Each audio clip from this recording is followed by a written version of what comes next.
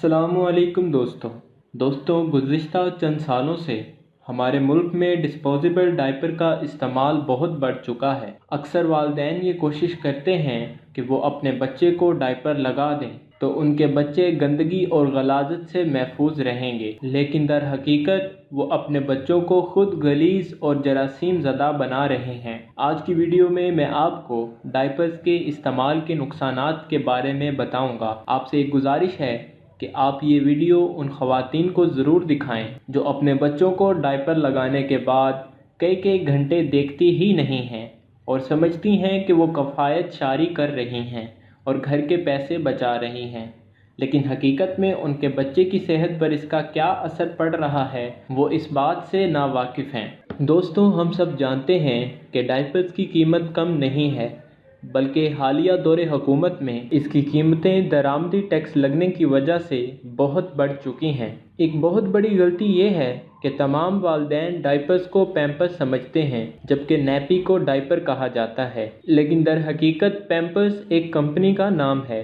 Diaper महंगे होने की वजह से कई वालिदैन एक बार डायपर लगाने के बाद घंटों इसे दोबारा देखने की जहमत गवारा नहीं करते। इसकी वजह से बच्चों के नाजुक और हसास आज़ा से घंटों गलाज़त का थैला चिपका रहता है, जो कि बच्चों के नाजुक आज़ा के गिर्द ख़ारिश का अहम सबब बनता है और बाज़ दफ़ा बच्चा रोता रहता है और गुस्सा करता है। इसके अंदर चिड़चिड़ापन पैदा हो जाता है।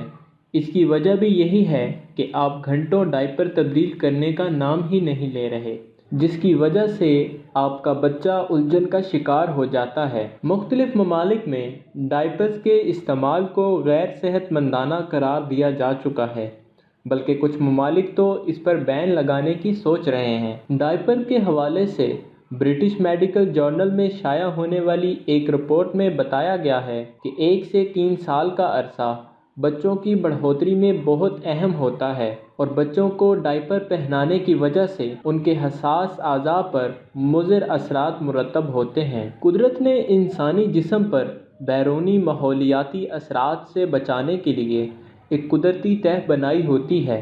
प्लास्टिक के डायपर इस रोगनी तह की तबाही का सबब बनते हैं। पैदाइश के चंद दिनों के बाद अगर डायपर का इस्तेमाल शुरू कर दिया जाए तो हसास आज़ा के ऊपर बनी हिफाजती तह तेज़ी के साथ तबाह होना शुरू हो जाती है। 5वें माह में बच्चे को माँ के दूध के साथ ठोस ग़िज़ा शुरू की जाती है तो बच्चे के फुज़ले की तरतीब में कीमियाई तब्दीलियाँ रूनुमा होती हैं। डायपर में गलाज़त का थैला घंटों बच्चे के जिस्म के साथ चिपका रहने की वजह से वो गलाज़त जिस्म के साथ कीमियाई अमल करती है, जिसकी वजह से उन जगहों पर सुर्ख धब्बे रूनुमा होना शुरू हो जाते हैं।